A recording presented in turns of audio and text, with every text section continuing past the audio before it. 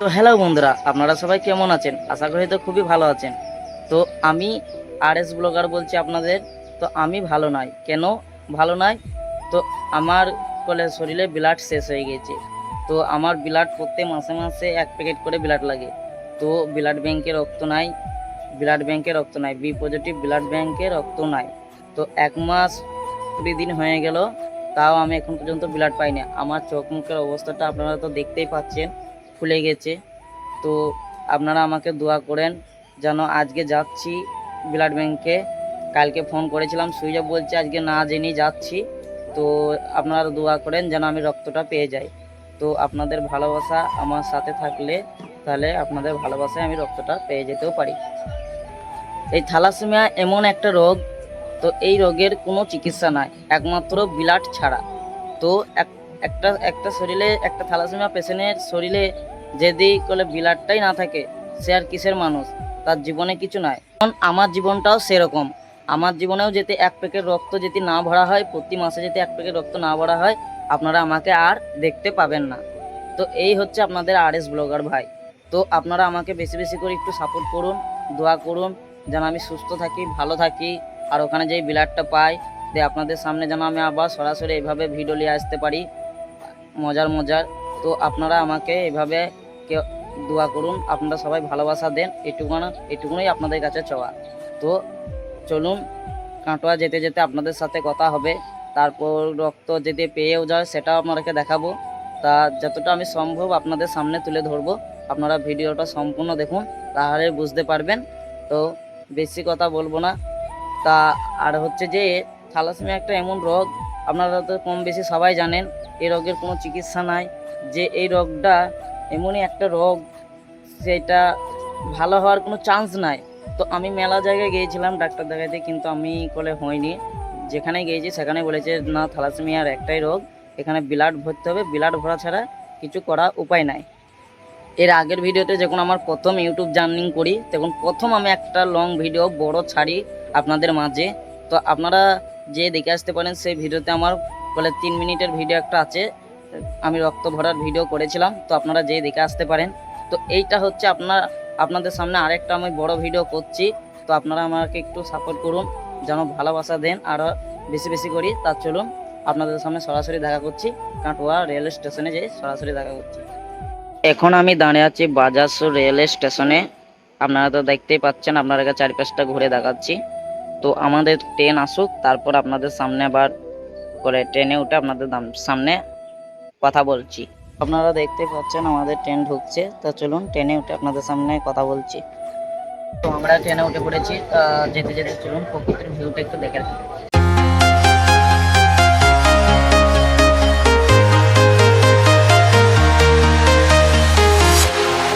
Walking alone, the streets are empty.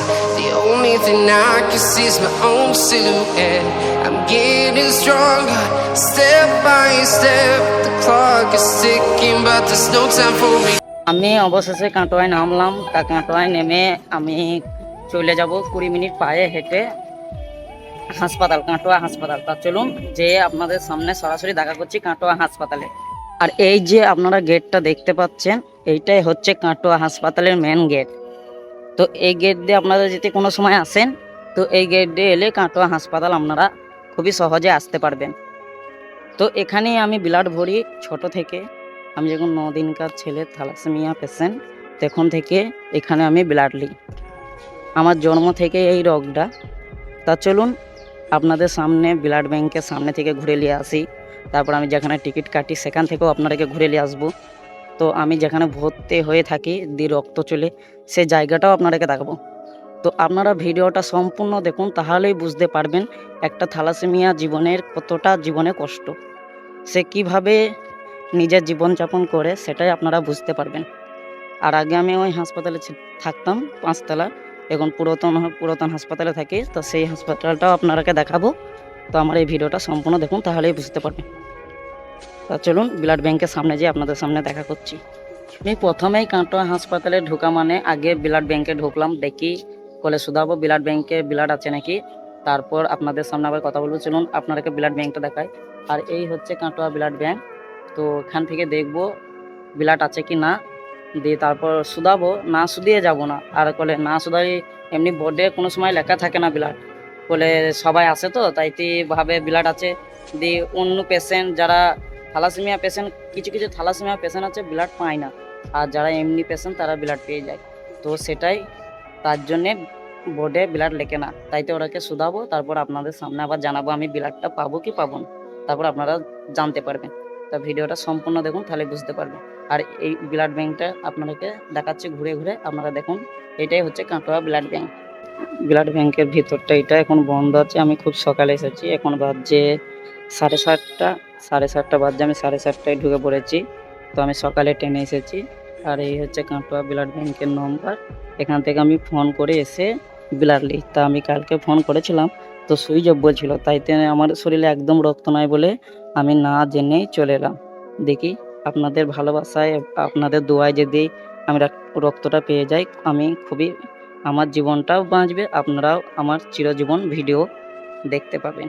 তো চলুন আপনারা আমাকে দোয়া করুন যেন আমি ব্লাডটা পেয়ে যাই। তো চলুন এরপর আপনাদেরকে দেখাবো টিকিট কাউন্টার। তো আমি কোনখানে 2 টাকা দিয়ে টিকিট কাটবো, টিকিট কেটে আউটডোরে ভর্তি হব, ভর্তি হয়ে তারপর আমাকে হাসপাতাল যেতে হবে। তা চলুন টিকিট কাউন্টারের সামনে যে আপনাদের সামনে দেখা করছি। আপনারা তো দেখতেই পাচ্ছেন ওইটা টিকিট কাউন্টার, সব লাইন দিয়ে আছে। তো আমি ওখানে একটা চাপা দিয়ে এলাম, তো ওখানে খুলুক, 9টার দিকে খুলবে, তা 9টার সময় খুলবে, দিয়ে তারপর আমি লাইনে দাঁড়িয়ে যাব। এখন আমার মাথাটা ঘুরছে, তাই তো আমি লাইনে দাঁড়াতে পারিনি, তাই তো আমি চাপা দিয়ে এসেছি। তো টিকিট কাউন্টার খুলুক, তারপর টিকিট কেটে আপনাদের সামনে দেখা করছি আউটডোরের সামনে। আর এই হচ্ছে ব্লাড ব্যাংকের পেছনের গেট, দেখতেই পাচ্ছেন ব্লাডের পেছনের ব্যাংক, এটা ব্লাড ব্যাংকের ওইখানে নম্বর দেওয়া আছে, রক্তচাপ। তো এই হচ্ছে ব্লাড ব্যাংক কাটোয়া হাসপাতালের। তার কিছুক্ষণ পরেই আউটডোর খুলে দিল। তো 9:30টার সময় আউটডোর খুলে দিল। তো আউটডোরে আমি বসে আছি এখন, তো ডাক্তার আসুক তারপর আমি ভর্তি হয়ে যাব। আপনারাকে এই কাটোয়া হাসপাতালের আউটডোরের চারিপাশটা ঘুরে ঘুরে দেখাচ্ছি, আপনারা একটু দেখেন। আর এই হচ্ছে কাটোয়া হাসপাতালের আউটডোর। তো দেখতেই পাচ্ছেন কত, হ্যালো বন্ধুরা, দেখতেই তো পাচ্ছেন আমার হাতে চ্যালেঞ্জ করা হয়ে গেছে। তো একটা থ্যালাসেমিয়া পেশেন্টের কতটা জীবনে কষ্ট, সেটাই আজকে আপনাদের সামনে তুলে ধরবো। তো আপনারা দেখুন। তো আমার মা ব্লাড আনতে গিয়েছে, তো কিছুক্ষণের মধ্যে ব্লাড চলে আসবে।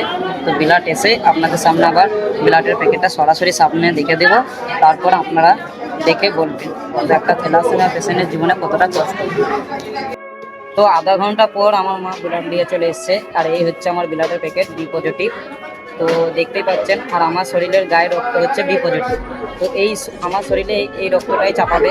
তো আপনারা তো দেখতেই পাচ্ছেন। তো দিদিরাকে এই রক্তটা তুলে দেবো, বেশিক্ষণ আমার কাছে রাখা যাবে না, তাহলে বকবে।